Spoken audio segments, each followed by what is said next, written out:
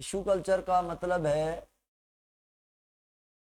एक सेल या एक group of cell means tissue, यानी कि छोटा सा पार्ट प्लांट का लेकर उस पार्ट को लेब के अंदर, यानी लेब के अंदर का मतलब है टेस्ट ट्यूब के अंदर उसको कल्चर करवाना। कल्चर का मतलब है ग्रो कराना।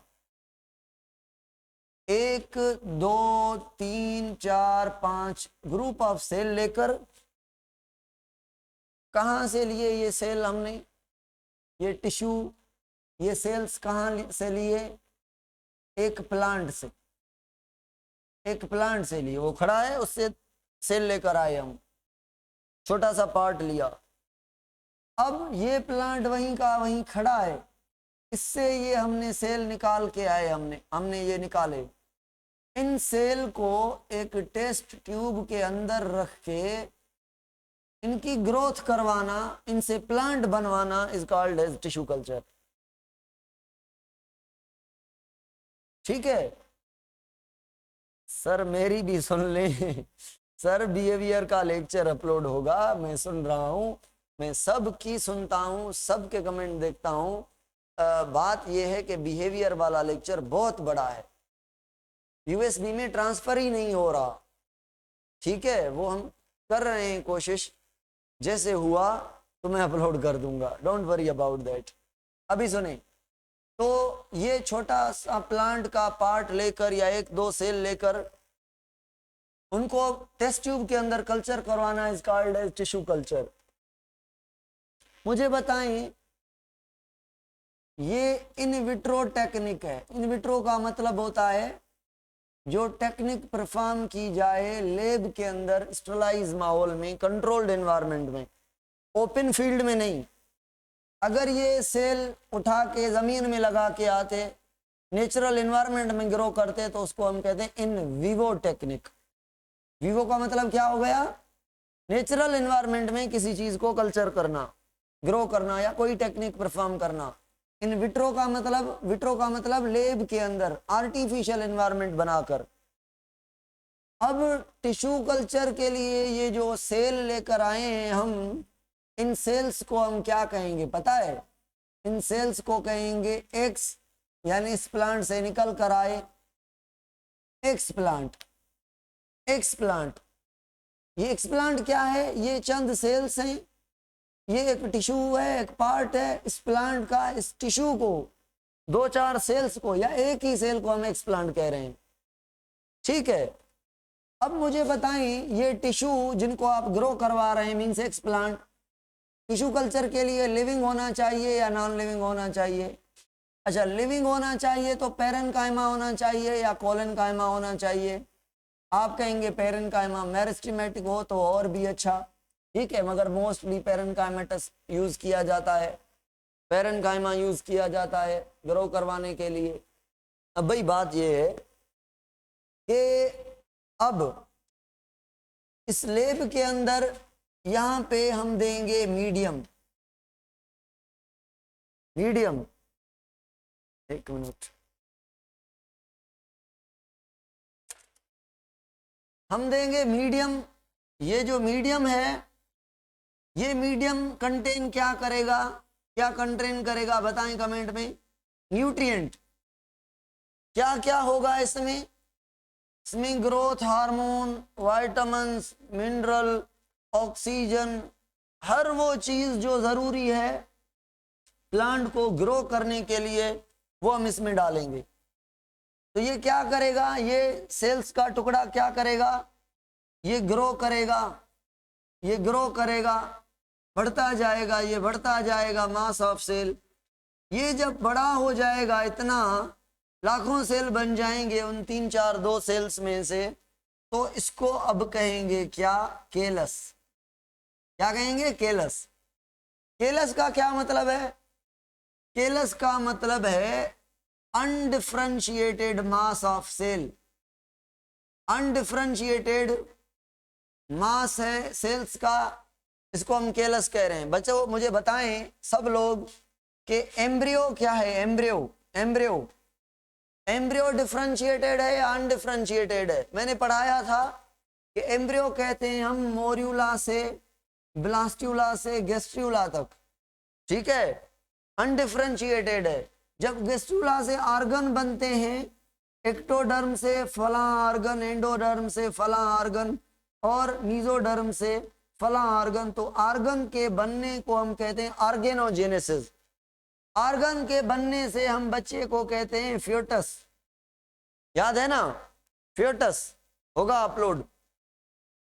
तो भाई, तो एम्ब्रियो का कब कह रहे हैं? जब बॉडी में पता ना चले आपको किस चीज से आगे क्या पैदा होगा, वो जो आर्गन नहीं बने हुए, टांग कहाँ है, लेग कहाँ है, हाथ कहाँ है, लिवर कहाँ से बनेंगे, ऐसी स्ट्रक्चर को अनडिफरेंशिएटेड मास या एम्ब्रियो कहते हैं। तो केलस भी एम्ब्रियो के बराबर है, मगर एम्ब्रियो और केलस में क्या फर्क है कि ये केलस इन सोमेटिक सेल से बना हुआ है। तो क्या मैं इस केलस को कहूं कि ये सोमाक्लोनल एम्ब्रियो है? सोमाक्लोनल एम्ब्रियो है। सोमाक्लोनल एम्ब्रियो का मतलब है ये फ्यूचर में बच्चा पैदा करेगा, प्लांट पैदा करेगा। मगर ये जो सेल्स हैं, ये एम्ब्रियो जिन सेल्स पर मुश्तमिल है, ये क्लोन है। कौन से? सोमेटिक सेल्स के। ये सोमेटिक सेल हम लेकर आए। ठीक हो गया भाई? ठीक हो गया, यहां तक ओके। आगे सुनिए। अब ऐसा क्या करें कि स्केलस से प्लांट पैदा हो, यानी स्केलस से क्या हो जाए? डिफरेंशिएशन हो जाए। आप कहेंगे सर डिफरेंशिएशन के लिए हम क्या करते हैं? केलस से डिफरेंशिएशन के लिए हम हार्मोन देते हैं। ऑक्सिन हार्मोन है सर, जो रूट की इनिशिएशन करवाता है, उसके साथ साइटोकाइनिन। तो ऑक्सिन हार्मोन देंगे, मतलब हार्मोन देंगे जो स्केलस से क्या बनवाएंगे? स्केलस से बनवाएंगे शूट, और क्या बनवाएंगे? स्केलस से बनवाएंगे रूट। तो ये रूट और शूट का बनना मुझे बताएं क्या है? ये क्या है? ये है डिफरेंशिएशन। ये डिफरेंशिएशन है, ठीक है। ये ऑर्गेनोजेनेसिस है। ये हार्मोन ने करवाई, सर्टेन कंसंट्रेशन ऑफ हार्मोन दी। अब भाई सुनिए, अब ये जो केलस है ये कन्वर्ट हो गया डिफरेंशिएटेड फॉर्म में एक प्लांट में, क्योंकि ये शूट बना है। आगे चलकर इस पर क्या लगेगा? लीफ लगेंगे। ये पौधा बड़ा होगा, लीफ बनते जाएंगे, छोटा सा एक प्लांट बनेगा। अब सुनिए, अगर हम ऐसा करें, कैसा करें हम? आपने कहा सर हमें एक प्लांट नहीं, हमें हजारों प्लांट चाहिए एक ही जैसे। मेरा सवाल क्या है? हमें कितने प्लांट चाहिए? हजारों, लाखों। तो कैसे बनेंगे? इस एक सेल से या टिश्यू से या एक केलस से हजारों प्लांट। सुने भाई, केलस को करेंगे टुकड़े टुकड़े, केलस को हम तोड़ेंगे, टुकड़ों में इसको बांट देंगे। बहुत सारे छोटे छोटे छोटे छोटे केलस के क्या बना लेंगे? टुकड़े। कितने टुकड़े बना लिए केलस के? 10,000 टुकड़े बना लिए हमने, ठीक है, सपोज करें। अब इन 10,000 टुकड़ों को, हर एक टुकड़े को एक टेस्ट ट्यूब में डालेंगे और सेम प्रोसेस करेंगे, केलस को ग्रो करवाएंगे और ये केलस बन जाएगा। इससे एक सेल से केलस बन जाएगा। फिर हार्मोन देकर हम इसकी क्या करवाएंगे? डिफरेंशिएशन करवाएंगे। और डिफरेंशिएशन करवाने के इस एक टुकड़े से एक प्लांट, दूसरे टुकड़े से दूसरा, तीसरा, चौथा, पांचवा, छठा, ऐसे एक केलस से हमने 10,000 प्लांट के फार्म बना लिए 10,000 टेस्ट ट्यूब के अंदर। अब मुझे बताएं कमेंट में, अब इस प्लांट को, ये प्लांट छोटा प्लांट बन गया है, अब बताएं कमेंट में कि इसको डायरेक्ट ओपन फील्ड में लगा लूं या पहले इसको कंट्रोल इन्वायरमेंट में रख के अडॉप्ट करवाऊं, यानी इसको सिखाऊं कि भाई सीख लें, आपको हार्श इन्वायरमेंट ओपन फील्ड में जाना है, उसके लिए यहाँ पे टेम्परेचर सॉइल वगैरह अजीबो गरीब होंगी, आपको अडॉप्ट। भाई आप कहेंगे सर ये नया पौधा है, इसने बेचारे ने किसी पैथोजन को देखा ही नहीं, क्योंकि सर ये इनविट्रो है, ये लेब के अंदर है, कंट्रोल्ड स्टरलाइज एनवायरनमेंट में हो रहा है, तो इसने पैथोजन को नहीं देखा। अगर डायरेक्ट आप इसको ओपन फील्ड में लगाएंगे तो ये मर जाएगा, ग्रो नहीं कर पाएगा, चांसेस नहीं है इसके, वे भी कर सके मगर चांसेस कम है। तो आपने क्या करना है सर? सर क्या करना है बताएं?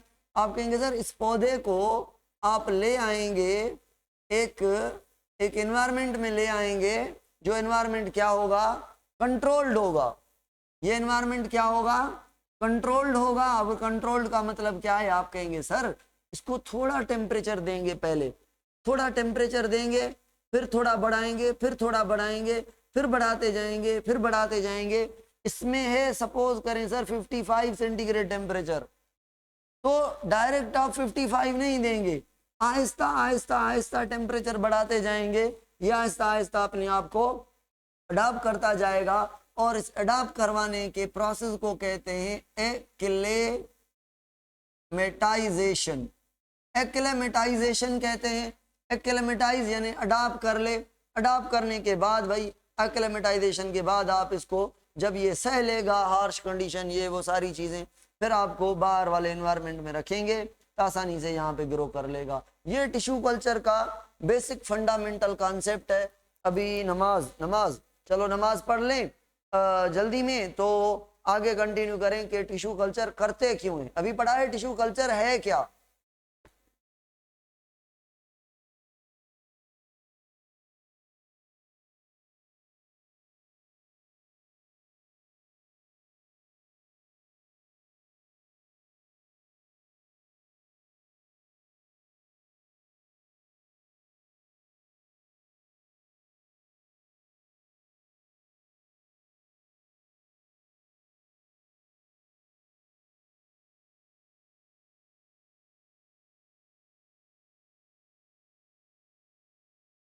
सुने सुने भाई, मुझे बताएं, सीक्वेंस बताएं टिश्यू कल्चर की। पहले क्या लिया? एक्सप्लांट, उसको कहाँ रखा? लेब के अंदर, टेस्ट ट्यूब में। टेस्ट ट्यूब के अंदर क्या था? एक मीडियम था ग्रोथ करने के लिए जिसके पास हर चीज थी। वहां पे क्या करवाया? इसको आपने कल्चर करवाया।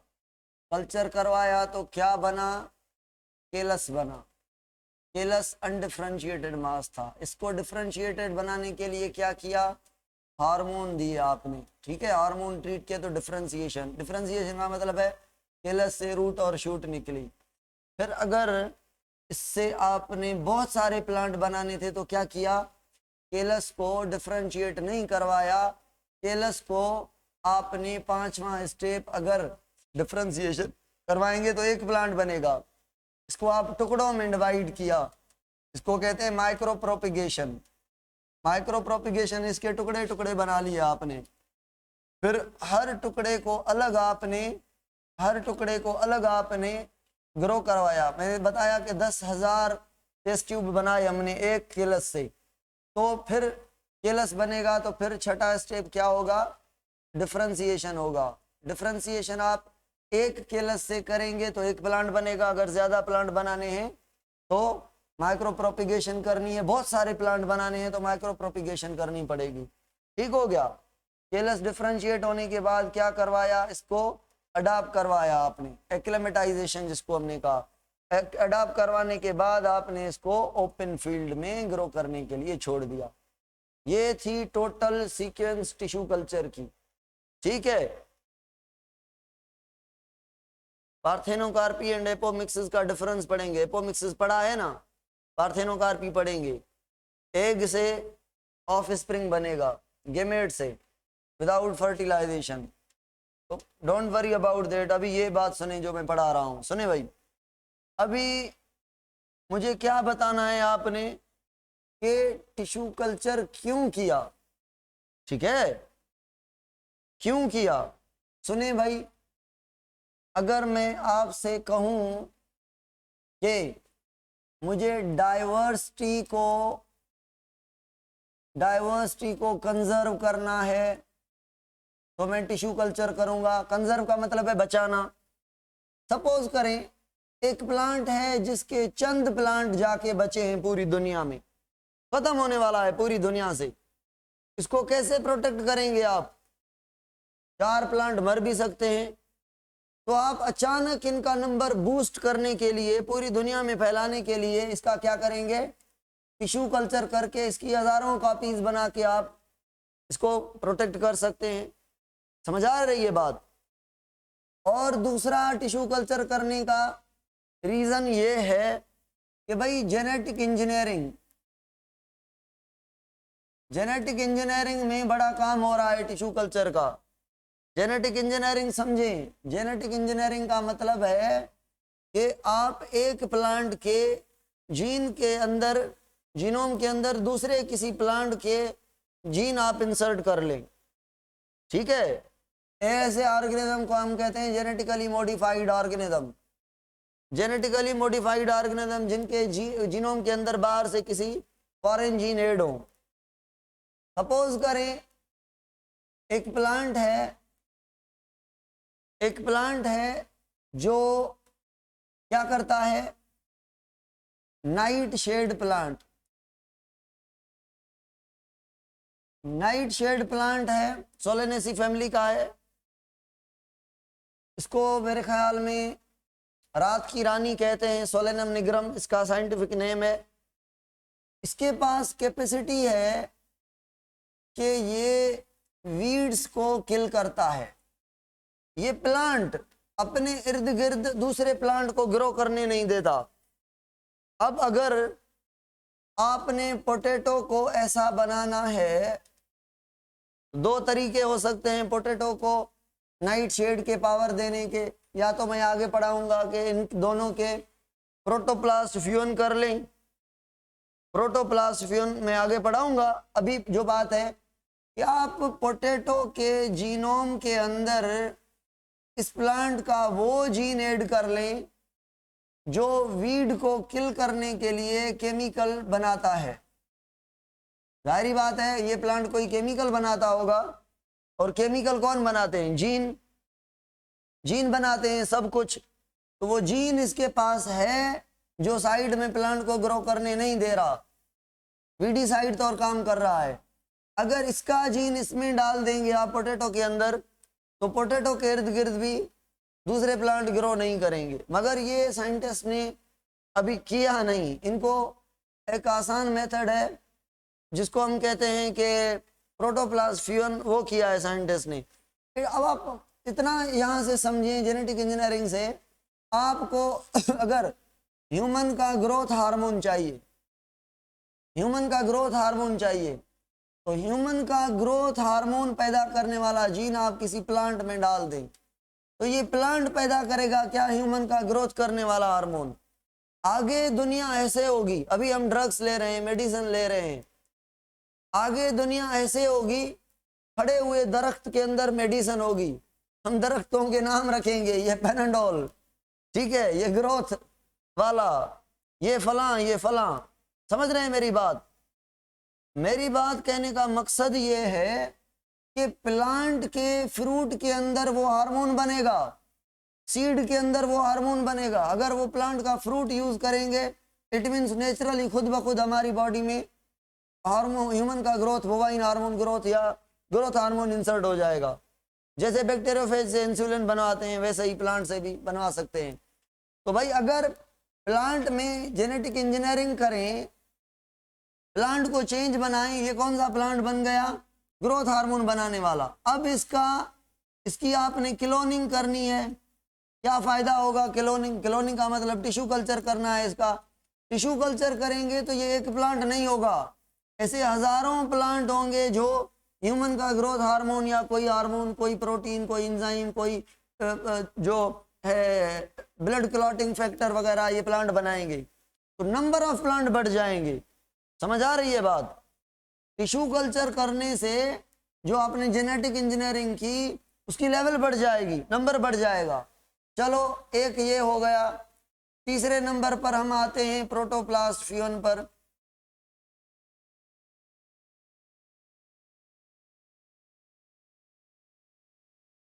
मार्कर यूज ही नहीं हो रही मुझसे। प्रोटोप्लास्ट फ्यूजन का मतलब क्या है? सुने भाई, एक सेल ले लें, दूसरा भी सेल ले लें।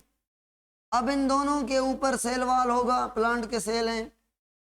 अगर मैं इन दोनों का सेल वाल उतार दूं, ये मैंने इसका सेल वाल उतार दिया, ये इसका सेल वाल उतार दिया, अब क्या बचा? क्या बचा? अब बचा प्रोटोप्लास्ट। ठीक है, इसका भी बचा प्रोटोप्लास्ट। क्योंकि सेल से सेल वाल निकालते हैं तो बाकी सेल मेम्ब्रेन, साइटोप्लाज्म और न्यूक्लियस को हम प्रोटोप्लास्ट कहते हैं प्लांट के अंदर। सुने, बुक के अंदर सनफ्लावर एग्जांपल बताता हूं भाई, वो संजना वेट करें। अब इन दोनों के प्रोटोप्लास्ट को फ्यूज कर लें। भाई ये मैंने इन दोनों के प्रोटोप्लास्ट को क्या कर दिया? इन दोनों के प्रोटोप्लास्ट को मैंने कर दिया फ्यूज। इन दोनों के प्रोटोप्लास्ट को फ्यूज कर दिया।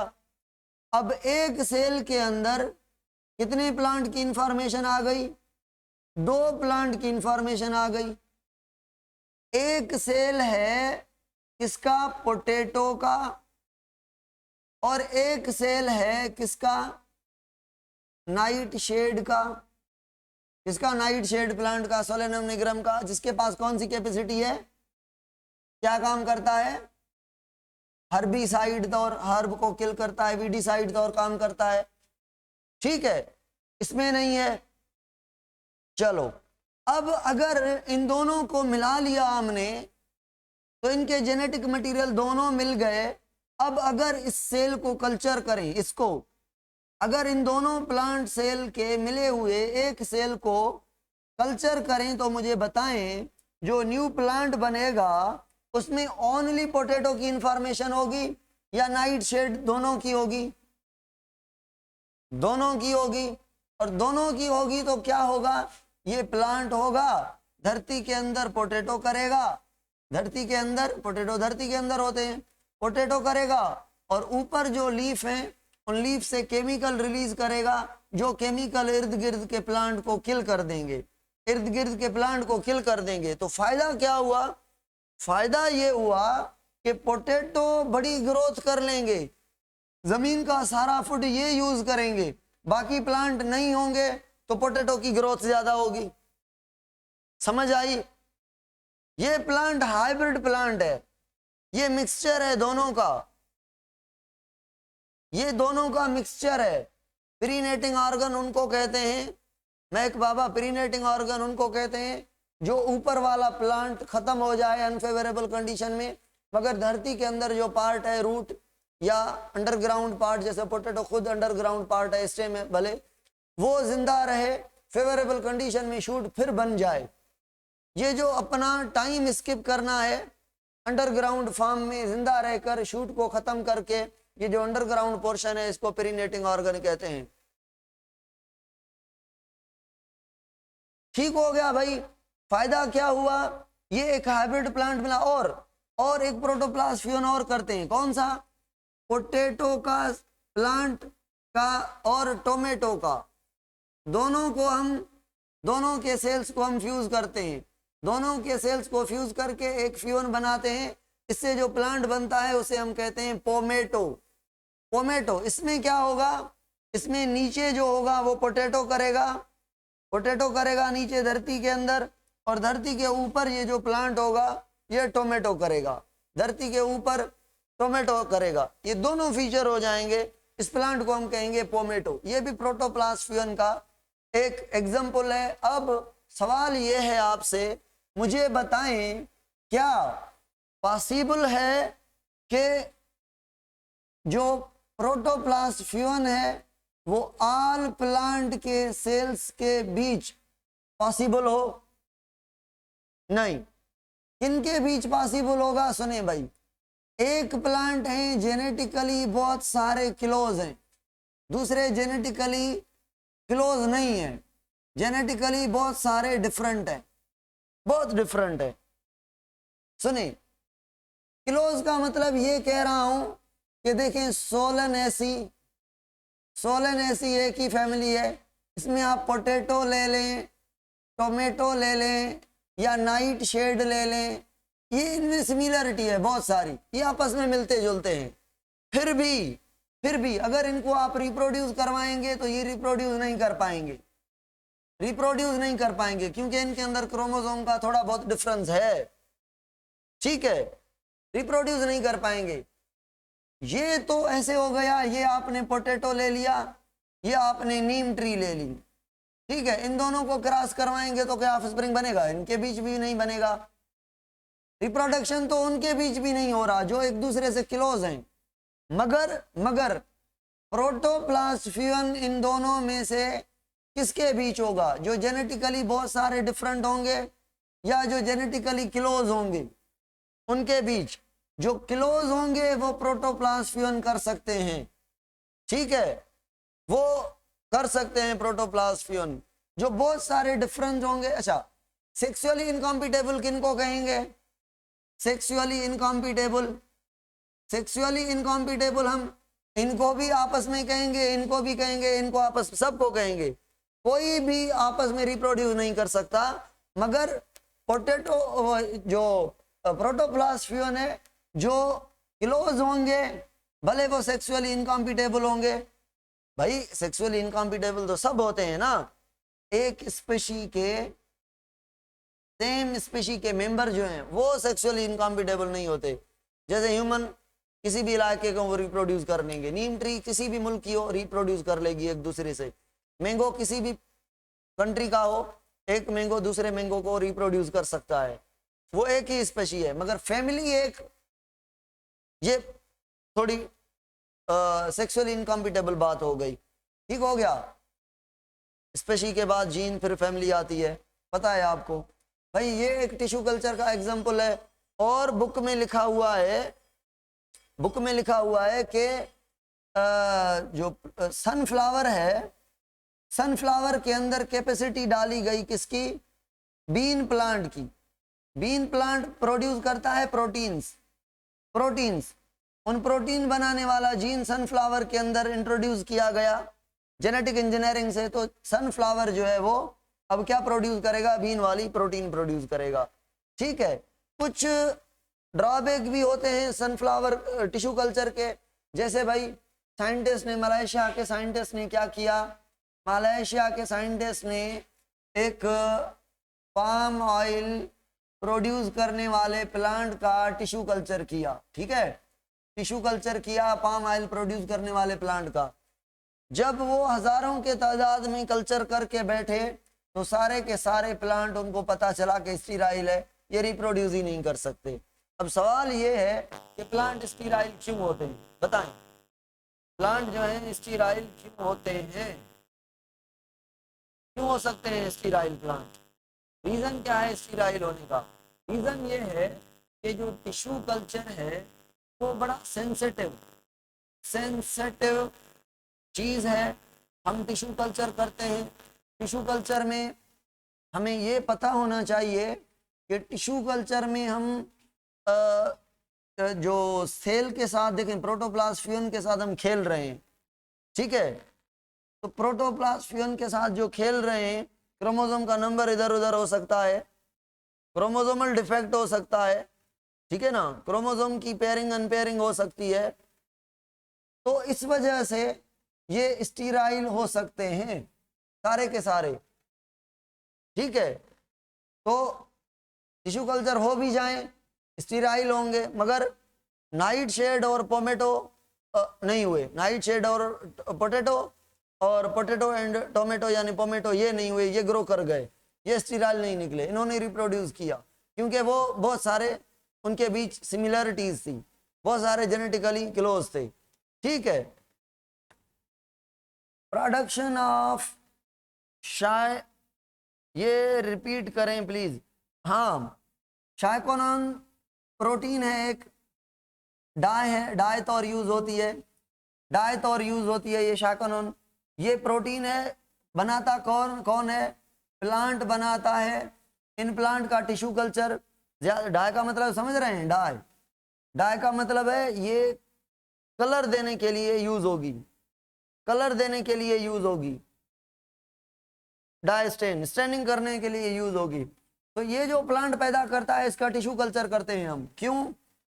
ये डाई को मैक्सिमम प्रोड्यूस कर सके। और डाई का दूसरा भी काम है, जब बर्निंग हो जाती है, जब हाथ जल जाते हैं, तो जले हुए हाथों को, ऑर्गन्स को ये केमिकल लगाते हैं, तो ये उनके जो जख्म है वो खत्म हो जाते हैं, रिपेयरिंग करवाती है। फैकोनॉन एक प्रोटीन है, केमिकल है, जो एज अ डाई यूज की जाती है, डाई यूज की जाती है। डाई स्टेन है एक, और बर्निंग को ट्रीट करने के लिए भी यूज की जाती है। क्लास अभी खत्म होगा, ठीक है। ये टिश्यू कल्चर था। टिश्यू कल्चर को बुक से डाई स्टेनिंग सिद्धांत आपने तो पढ़ा होगा। डाई स्टेन किसी चीज, कोई सेल की स्ट्रक्चर नजर ना आए तो उसको कलर दे के देखने की टेक्निक को हम डाई स्टेन कहते हैं। हाँ, व्हाट्सएप पे क्वेश्चन हाँ भेजे, मैं देख रहा हूँ व्हाट्सएप पर क्वेश्चन। आज के लिए काफ़ी है भाई। Wish you all the best. कल आगे पढ़ेंगे। मेरी तबीयत ही सही नहीं थी, पढ़ाया ही नहीं जा रहा था, पता नहीं क्या है। डाई स्टेन, डिस्टेन नहीं, डाई स्टेन। व्हाट्सएप करें, मैं देख रहा हूँ मैसेजेस आपके।